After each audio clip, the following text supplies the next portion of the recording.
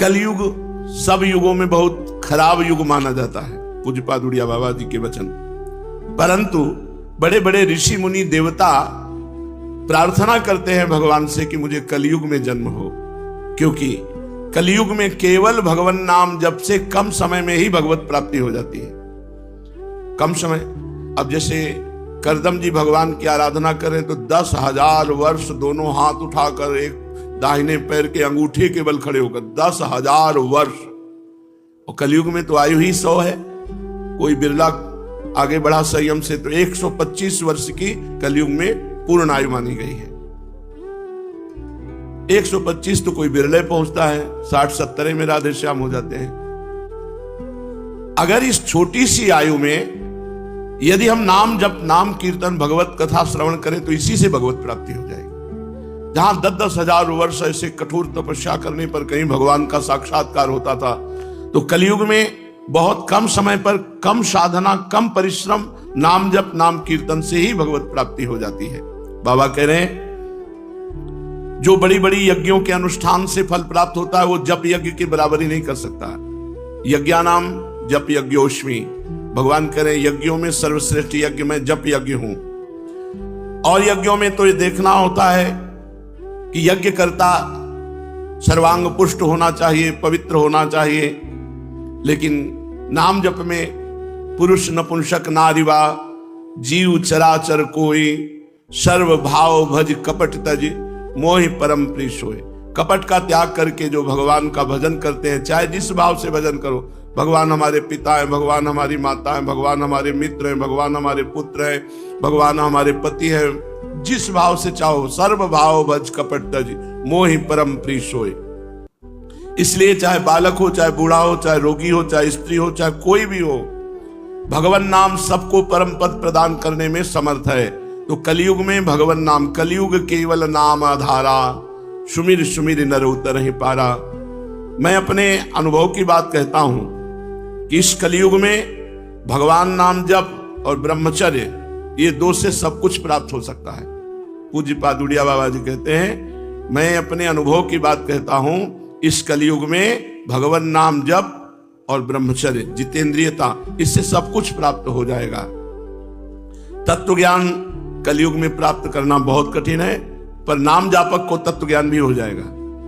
तत्व ज्ञान परम पवित्र हृदय वालों के ही हृदय में स्फुरित होता है, और नाम जप से हृदय परम पवित्र हो जाता है। समस्त पवित्रताओं का स्वरूप है कि संसार का चिंतन न हो, प्रभु का चिंतन हो।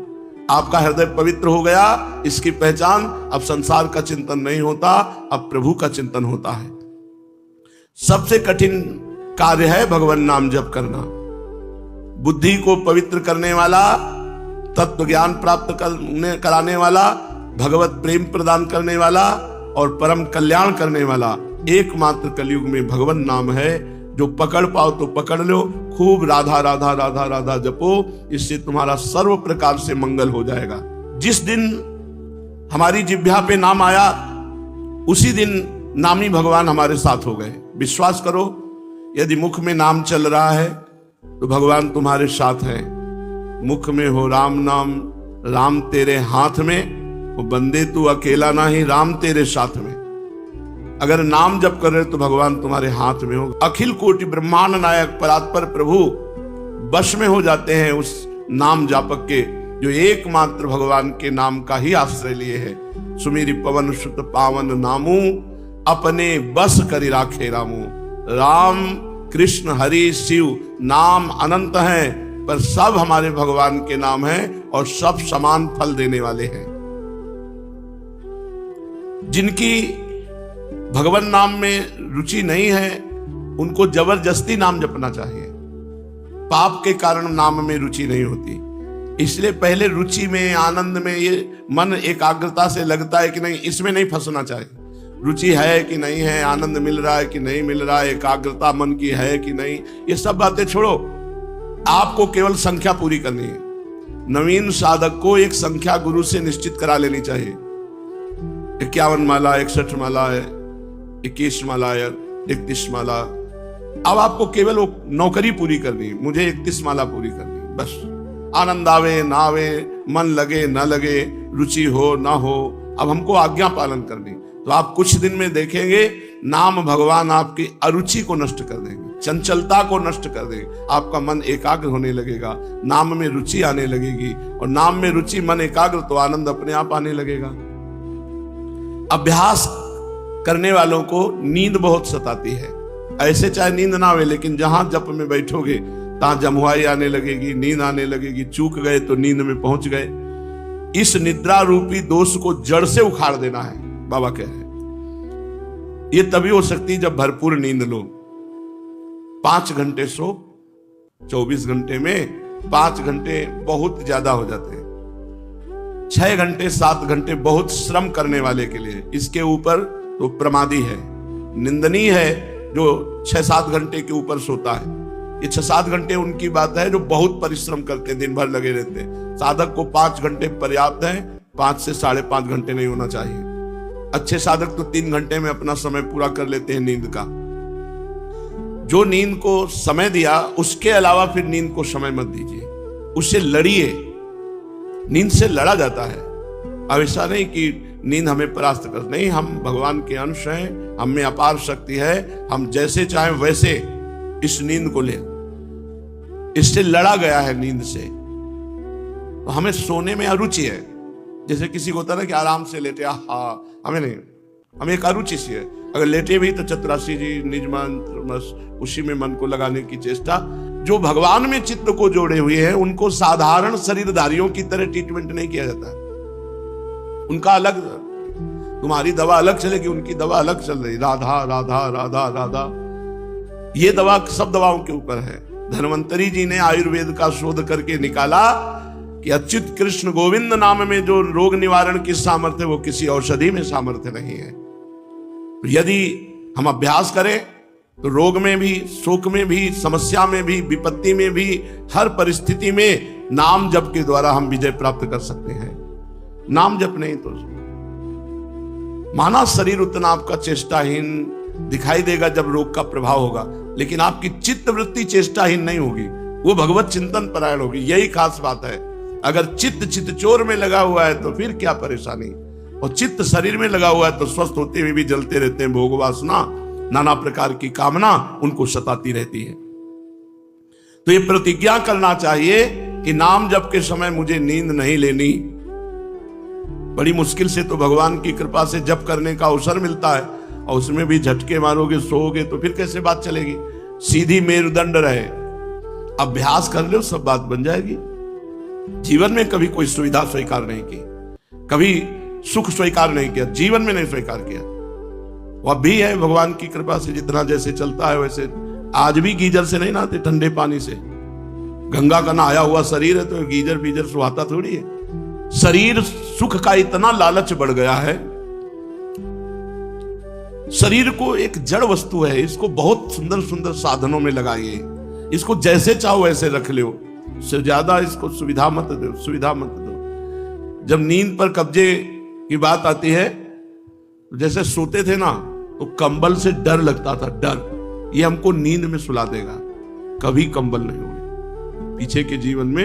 अब कहां गंगा किनारे कंबल लिए घूमेंगे क्या, ऐसे नीचे का चला उतारा ओढ़ लिया, 2-3 घंटे जो बेहोशी रही, फिर मंत्र चल रहा है। अपने जीवन को भगवदानंद में, अब मार इतनी मोटे मोटे गद्दे, इतनी मोटी रजाई, और उसमें भजन होगा तुम्हारा, लेटते ही विषय चिंतन होगा। भजन तो होता है कुशासन में लेट के देखो, एक कुशासन यहाँ हितधाम में, ऊपर मार्किन, बस कुशासन में लेट के देखो, विषय चिंतन थोड़ी होगा, भगवत चिंतन होगा। हर वस्तु का अपना प्रभाव है।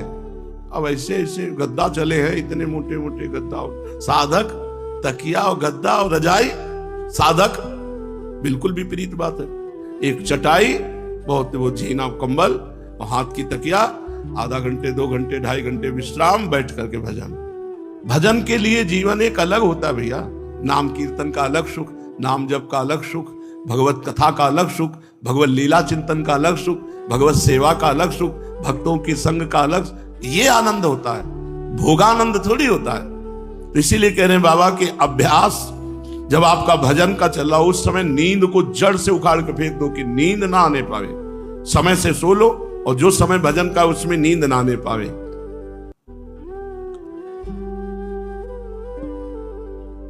जोई नाम सेई कृष्ण भज निष्ठा करी, नामेर सहित आछे आपन श्री हरि। जो भगवान का नाम है वही कृष्ण साक्षात है। ये बाद में नाम जपते रहो, तुम खुद अनुभव कर लोगे कि कृष्ण नाम साक्षात कृष्ण है, राधा नाम साक्षात राधा किशोरी जी है। भगवान के स्वरूप में नाम जापक का प्रेम हो जाता है, पर नाम में प्रेम होना कठिन होता है। नाम में प्रेम हो गया तो भगवान के स्वरूप में प्रेम हो जाएगा। बहुत महिमा नाम की है। और सही पूछो, माया ऐसे प्रपंच फैला देती है धार्मिक साधनों की कि नाम में रुचि पैदा करने का समय ही नहीं रह जाता। बोले अमुक कार्य है, अमुक धर्मानुष्ठान है, बस वो एक बाहरी बातों में, नाम जप में नहीं।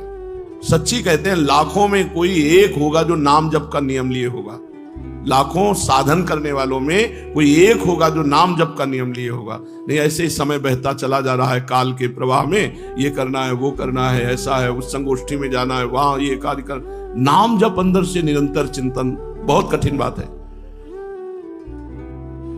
जब तक नाम जप में रुचि नहीं होगी तो भगवान के स्वरूप में प्रेम नहीं होगा।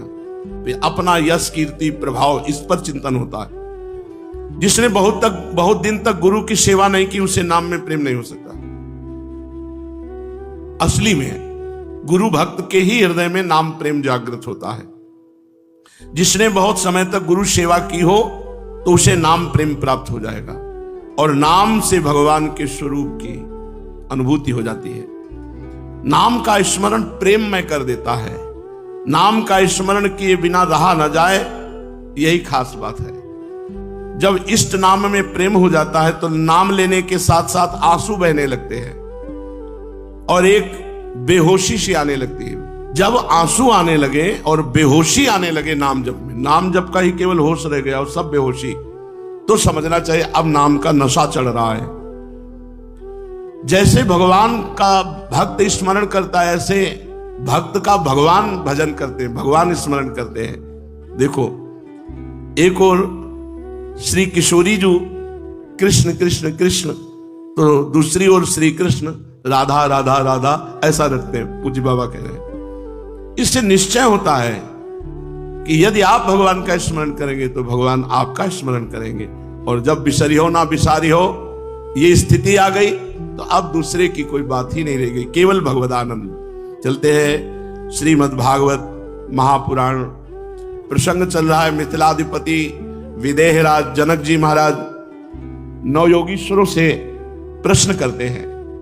यानी यानी ही कर्माणि यैर्यैः स्वच्छंद जन्म भी चक्रे करोति कर्ता वा हरिस्तानि ब्रुवन्तु नः।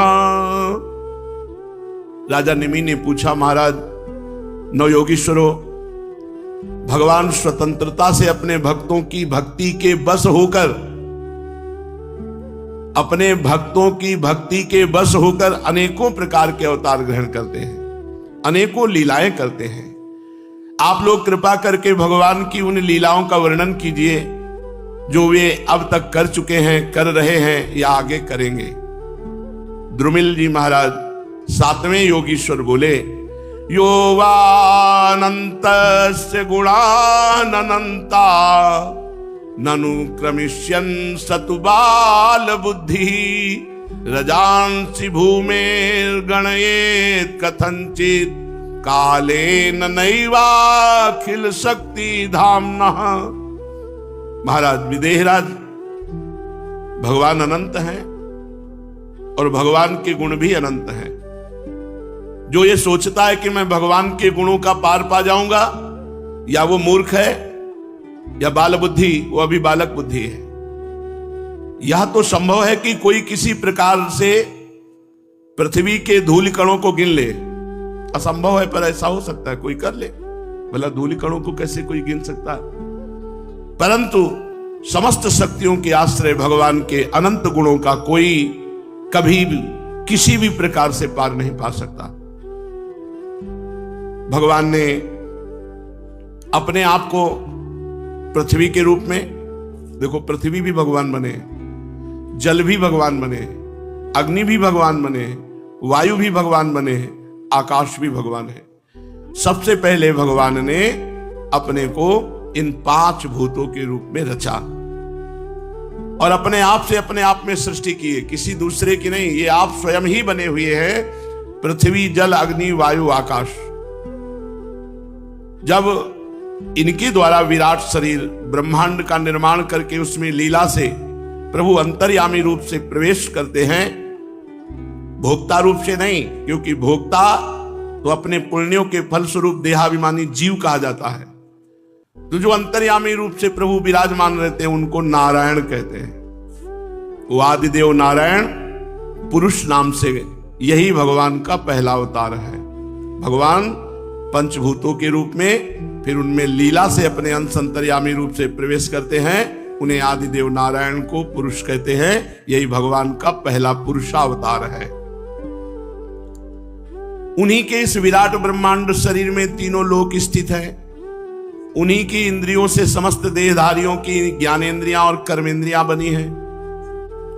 ये ज्ञानेंद्रियां और कर्मेंद्रियां भगवान की ही शक्ति से बनी है। उनके स्वरूप से ही स्वतः सिद्ध ज्ञान का संचार होता है। भगवान के श्वास प्रश्वास से समस्त शरीरों में बल आता है। इंद्रियों में इंद्रिय शक्ति, ओज और कर्म करने की शक्ति प्राप्त होती है। उन्हीं सत्वादि गुणों के संसार की स्थिति, उत्पत्ति और प्रलय करने वाले जो विराट शरीर के शरीरी हैं, वे ही आदिकर्ता भगवान नारायण हैं। पहले पहले जगत की उत्पत्ति के लिए भगवान ने रजोगुण के अंश को स्वीकार करते हुए ब्रह्मा रूप में भगवान प्रकट हुए। वे आदि पुरुष ही संसार की स्थिति के लिए अपने सत्वांश से भगवान यज्ञपति विष्णु के रूप में प्रकट हुए। वे ही तमोगुण के अंश से जगत का संहार करने के लिए भगवान रुद्र महादेव के रूप में प्रकट हुए। इस प्रकार रजोगुण ब्रह्मा, शतोगुण विष्णु और तमोगुण भगवान रुद्र, भगवान शंकर, इस प्रकार जगत की उत्पत्ति ब्रह्मा, पालन भगवान हरि और संहार भगवान शिव, ये भगवान ने रूप धारण किए। दक्ष प्रजापति की एक कन्या का नाम था मूर्ति। वह धर्म की पत्नी थी। भगवान धर्म ने मूर्ति के गर्भ से 2 पुत्र प्रकट किए, जिनका नाम नर और नारायण हुआ। ये साक्षात भगवान के अवतार हैं, नर नारायण। नर नारायण भगवान ने आत्म तत्व का साक्षात्कार कराने वाले भगवद आराधन रूप कर्म का उपदेश किया, जो वास्तव में कर्म बंधन से छुड़ाने वाला और निष्कर्म स्थिति को प्राप्त कराने वाला है। भगवान नर नारायण ने स्वयं भी वैसे ही कर्म का अनुष्ठान किया। बड़े बड़े ऋषि मुनि भगवान नर नारायण के चरण कमलों की सेवा करते रहते हैं। आज भी भगवान नर नारायण बद्रिका आश्रम में विराजमान है। जब भगवान नर नारायण घोर तपस्या में संलग्न हुए तो मेरा धाम छीनना चाहते हैं, ऐसे इंद्र के अंदर भय की कल्पना हुई। जब कोई अधिक तपस्यावान होता है तो इंद्र भयभीत हो जाते, कहीं मेरा इंद्रासन ये छीन न ले, इसलिए तुरंत उसको भ्रष्ट करने की चेष्टा करते हैं, तपस्या से नष्ट करने की चेष्टा करते हैं। इंद्र ने ऐसी ही आशंका भगवान नर नारायण के ऊपर भी कर ली। तो सुंदर अप्सरा, बसंत ऋतु, मलय मारुत दल बल के साथ कामदेव को आज्ञा करी कि जाके भगवान नर नारायण की तपस्या में विघ्न डाल दो। कामदेव को भगवान नर नारायण की महिमा का ज्ञान न था, इसलिए वह अप्सरागण बसंत मंद सुगंध वायु के साथ बद्रिका आश्रम में जाकर के वहां अपना प्रभाव फैला दिया। जहां नर नारायण भगवान तपस्या कर रहे थे, शीतल मंद सुगंध वायु चलने लगी। ऋतु में बसंत सर्वश्रेष्ठ, हर वृक्ष आकर्षणकारी पुष्पों से खिल गया और वो जो दिव्य वारांगनाएं, देवियां हैं, अप्सराएं हैं, वो अपने हाव भाव नृत्य ये सब प्रकट कर दिए। भगवान नर नारायण ने आंख खोला, देखा कि ये तो इंद्र का रचा हुआ कुचक्र है, ये तो सब कामदेव का खेल हो रहा है। यहां भगवान नारायण ने दृष्टि करी, कामदेव कांपने लगा। हंस दिए भगवान नर नारायण, हंसकर कहा, आओ, तुम्हें भयभीत नहीं होना चाहिए, आओ बैठो हमारे पास। कामदेव को बैठाना। इसमें कोई आश्चर्य की बात नहीं कि ना तो भगवान को अभिमान है कि हम काम पर विजय किए, ना क्रोध है कि काम को भस्म कर दे। कामदेव, मलय मारुत, अप्सराओ, डरो मत, हमारे आश्रम आए हो, हमारा आतिथ्य स्वीकार करो, तुम हमारे अतिथि हो, यही ठहरो, बैठो। कामदेव सब बैठ गए। भगवान नर नारायण ने अभय दान करते हुए कामदेव की तरफ देखा तो लज्जा से सर झुकाए हैं, मानो कि काम का प्रभाव भगवान नर नारायण के ऊपर बिल्कुल नहीं पड़ा, काम परास्त हो गया। दयालु भगवान नर नारायण ने कहा, तुमको मैं अभय दान देता हूं, सर ऊंचा करके बात करो, तुम्हें डरने की बात नहीं। कामदेव ने हाथ जोड़कर साष्टांग दंडवत करी और कहा, प्रभु वैसे मुझे कोई आश्चर्य नहीं, क्योंकि आप भगवान हो, साक्षात नर नारायण, आप माया से परे निर्विकार हैं, क्योंकि बड़े बड़े आत्मा राम परमहंस महापुरुष आपके चरण कमलों की आराधना करते हैं। मैं आपके चरणों में बार बार प्रणाम करता हूं, आप मुझे क्षमा कीजिए। कामदेव ने कहा, आपके भक्त आपकी भक्ति के प्रभाव से देवताओं की राजधानी अमरावती का उल्लंघन करके आपके परम पद को प्राप्त होते हैं। इसीलिए जब वो आपके भक्त जन भजन करते हैं तो देवराज इंद्र और बड़े बड़े देवता डर जाते हैं और डर करके उनके भजन में विघ्न डालने के लिए कंचन कामिनी इनके जाल फेंक देते हैं। किंतु जो लोग थोड़ा आपसे विमुख हैं, कर्मकांड में लगे हैं, यज्ञादि के द्वारा देवताओं की बलि रूप अर्पण करते हैं, उन लोगों के मार्ग में नहीं। जो केवल आपका भजन करते हैं उनके मार्ग में वो विघ्न डालने की कोशिश करते हैं। प्रभु आपके भक्त जन भजन के प्रभाव से विघ्नकर्ताओं के सर पर पैर रखकर निकल जाते हैं, विघ्न से परास्त नहीं होते हैं। आपके कर कमलों की छत्र छाया में रहते हुए वे विघ्नों के सिर पर पैर रखकर आगे बढ़ जाते हैं, वो कभी अपने लक्ष्य से गिरते नहीं हैं। प्रभु मैंने देखा है, बहुत से लोग गर्मी बर्दाश्त कर लेते हैं, सर्दी बर्दाश्त कर लेते हैं, भूख प्यास बर्दाश्त कर लेते हैं, आंधी पानी ओले सब बर्दाश्त कर लेते हैं, रसेंद्री के भोगों को रोक लेते हैं, जनेंद्री के वेगों को सह लेते हैं, जो अपार समुद्र के समान है, परंतु गुस्सा को काबू में नहीं कर पाते, क्रोध को काबू में नहीं कर पाते। और प्रभु आपने हम पर क्रोध भी नहीं किया, इसलिए आपकी तपस्या सुरक्षित है, नहीं तो क्रोध करने वाले की तपस्या खो जाती है।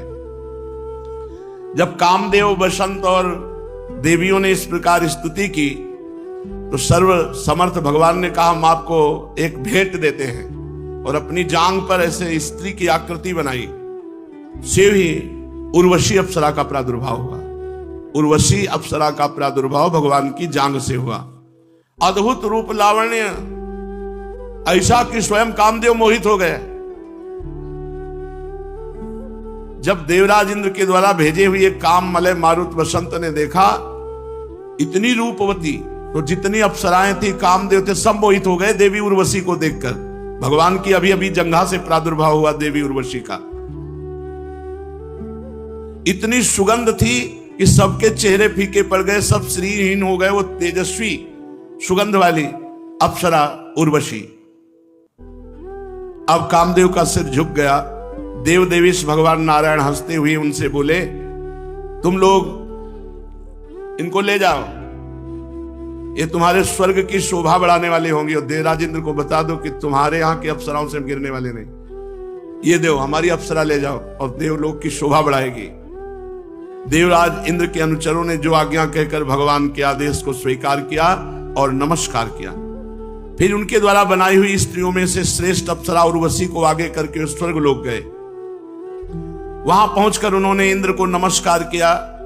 भरी सभा में देवताओं के सामने भगवान नर नारायण के बल और प्रभाव का वर्णन किया। देवराज अत्यंत भयभीत हो गए, चकित हो गए कि भगवान का अपराध बन गया। भगवान श्री हरि ने अपने स्वरूप में एक रस स्थित रहते हुए भी संपूर्ण जगत के कल्याण के लिए बहुत से कला अवतार धारण किए।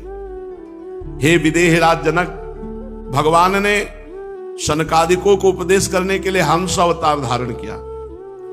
भगवान ने अवधूत स्थिति का दर्शन कराने के लिए दत्तात्रेय जी का अवतार धारण किया। भगवान ने सनक सनंदन सनातन सनत कुमार का अवतार धारण किया। भगवान ने ब्रह्म ऋषियों की, परमहंसों की परिचर्या कैसे होती है, कैसे उनकी दिनचर्या होती है, इसके लिए ऋषभ भगवान के रूप में अवतार धारण किया और आत्म साक्षात्कार के साधनों का उपदेश किया। भगवान ने हयग्रीव अवतार धारण करके मधुकैटभ नामक असुरों का संहार करके उन लोगों के द्वारा चुराए हुए वेदों का उद्धार किया। प्रलय के समय भगवान ने मत्स्यावतार लेकर उन्होंने भावी मनुष्य, सत्यव्रत, पृथ्वी और औषधियों की, धन धान्यादि की रक्षा की। और फिर भगवान ने वाराह अवतार धारण करके हिरणाक्ष का वध किया और पृथ्वी का उद्धार किया। कूर्मा अवतार धारण करके भगवान ने अमृत मंथन के कार्य संपन्न करने के लिए अपनी पीठ पर मंदराचल को धारण किया। उन्हीं भगवान श्री हरि ने अपने शरणागत एवं आर्त भक्त गजेंद्र को ग्राह से छुड़ाया। एक बार वालखिल्य ऋषि तपस्या करते करते अत्यंत दुर्बल हो गए थे। वे जब कश्यप ऋषि के लिए समिधा ला रहे थे तो थक कर गाय के खुर से बने हुए गड्ढे में गिर पड़े, मानो समुद्र में गिर गए हो। उन्होंने जब स्तुति की तब भगवान ने अवतार लेकर उनका उद्धार किया। 60,000 वालखिल्य, पोरे के सर, पोरे जैसे इतने इतने ऋषि हैं, 60,000। गाय के गड्ढे के खुर के उसमें पानी में गिर गए तो मानो समुद्र में गिर गए। भगवान को अवतार लेना पड़ा उनको उद्धार करने के लिए। वृत्तासुर को मारने के लिए जब इंद्र ने वज्र चलाया और उसकी हत्या हुई तो ब्रह्म हत्या पीछे लगी। उसके भय से भागकर इंद्र छिप गए, तब भगवान ने उस हत्या से इंद्र की रक्षा की। जब असुरों ने अनाथ देवांगनाओं को बंदी बना लिया तब भी भगवान ने ही उन्हें असुरों के चुंगल से छुड़ाया। जब हिरण्यकश्यप ने प्रहलाद संत, जो प्रहलाद जी महान संत हैं, उन्हें भय पहुंचाने का उद्यम किया तो भगवान ने प्रहलाद जी को निर्भय करने के लिए नृसिंहावतार धारण करके हिरण्यकश्यप को मार डाला।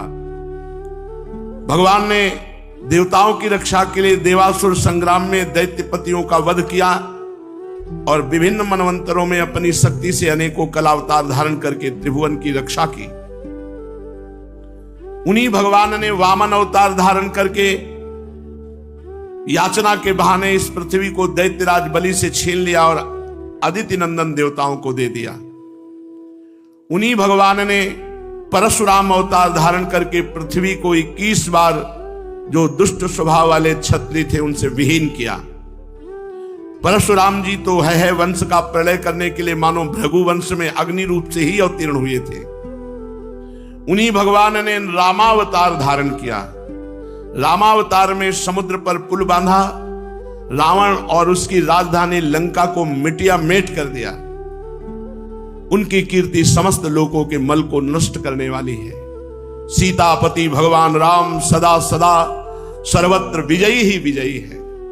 राजन, उन्हीं भगवान ने पृथ्वी का भार उतारने के लिए यदुवंश में श्री कृष्ण बलराम के रूप में प्रकट हुए। ऐसे ऐसे कर्म जो बड़े बड़े देवता भी नहीं कर सकते।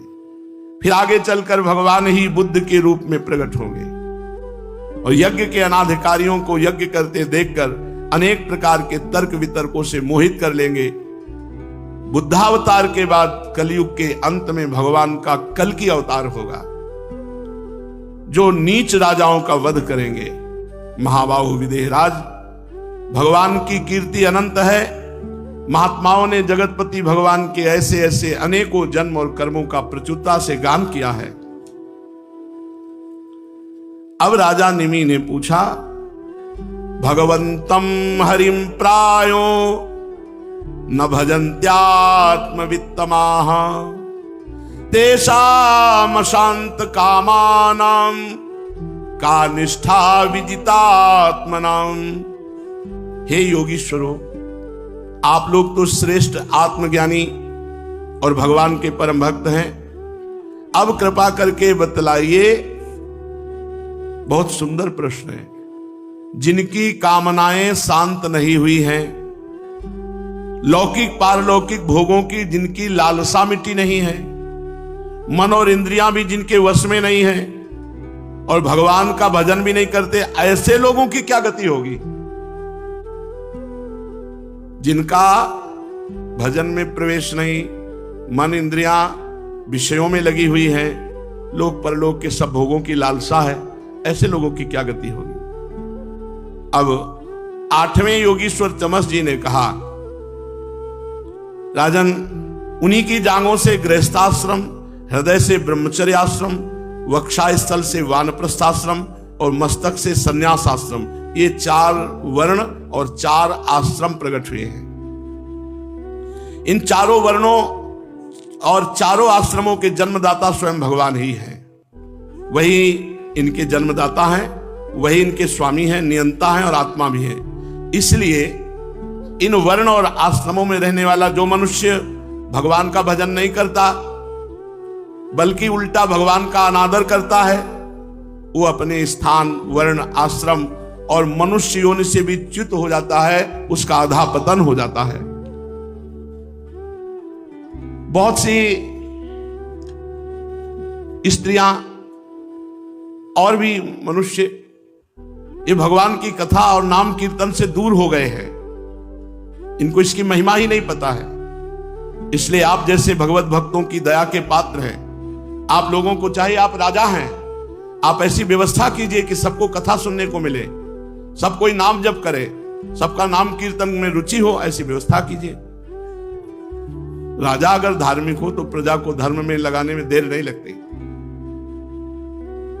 जैसे चक्रवर्ती सम्राट अम्बरीश जी थे, सबको सब कुछ मिलेगा, लेकिन सबके घर में ठाकुर सेवा हो, सब ठाकुर सेवा करेंगे, सब एकादशी रहेंगे, सब नियम पूर्वक भगवत भक्ति करेंगे। पूरे राज्य में भक्ति होती थी अम्बरीश जी के। महाराष्ट्र के एक संत थे, एकनाथ जी महाराज, जब वो कीर्तन करते तो लोग आकर के बैठे कीर्तन में, इसलिए वो अपने समय में 2-2 अंजुली चीनी बांटते थे कि कम से कम चीनी के प्रलोभन से बैठेंगे आके तो थोड़ी देर नाम कीर्तन कान में पड़ेगा, इनका मंगल हो जाएगा। महाराज 9 योगीश्वरों में से 8वें योगीश्वर जी कह रहे हैं कि आप राजा हैं, आप ऐसी व्यवस्था कर सकते हैं कि आपकी प्रजा खूब कथा सुने, खूब नाम कीर्तन करे, नाम जप करे, आप उनका सहयोग करें। आप लोग उन्हें कथा कीर्तन की सुविधा देकर उनका उद्धार कराएं।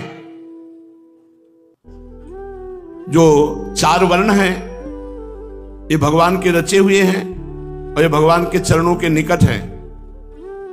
जो लोग इस बात को न समझकर भजन नहीं करते, मनमानी आचरण करते अपने वर्णाश्रम के प्रतिकूल, उनकी बड़ी दुर्गति होती है। जो भगवान ने संविधान बनाया है उसके अनुसार चलना चाहिए।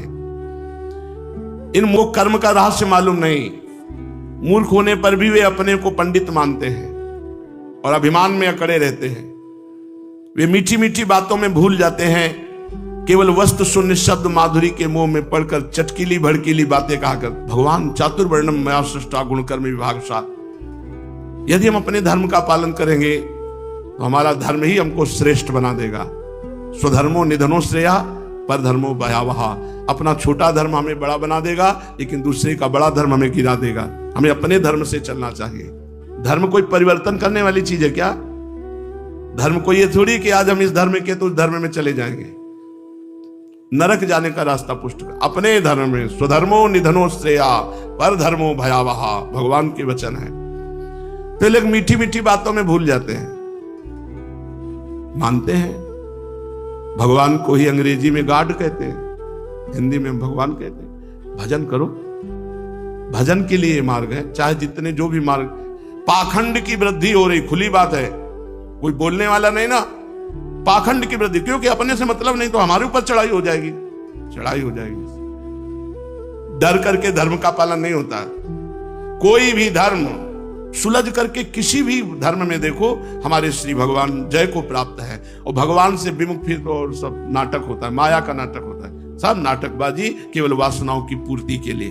तो यहां देखो कह रहे हैं, ये मूर्ख होने पर भी अपने को पंडित मानते हैं और अभिमान में अकड़े रहते हैं और मीठी मीठी बातों के भुलावे में साधारण लोगों को भुला देते हैं। चंद भोगों के लिए धर्म परिवर्तन, अपने सनातन पद्धति को कोई हमें भोग दे रहा, उसके लिए अपने धर्म को दे दे। अरे धर्म के लिए प्राणों को दिया गया है, तुम भोगों के लिए धर्म को दे रहे हो। बिल्कुल बुद्धि मारी गई है। ये केवल वस्तु शून्य शब्द माधुरी के मोह में पड़कर चटकीली भड़कीली बातें कहते रहते हैं। ऐसे लोगों की कामनाओं की तो सीमा नहीं रहती और क्रोध इनके नाक में बैठा रहता है जैसे सांप। बनावटी घमंड से प्रेम होता है और ये पापी लोग विशुद्ध भक्तों की हंसी उड़ाते हैं और भगवान की निंदा करते हैं। यही नहीं, ये परस्पर जब बैठते हैं तो भोगों की बातें करते हैं, भगवान की बातें नहीं करते। जहां का सबसे बड़ा सुख है स्त्री भोग, वहीं अपनी बुद्धि सीमित रखते हैं।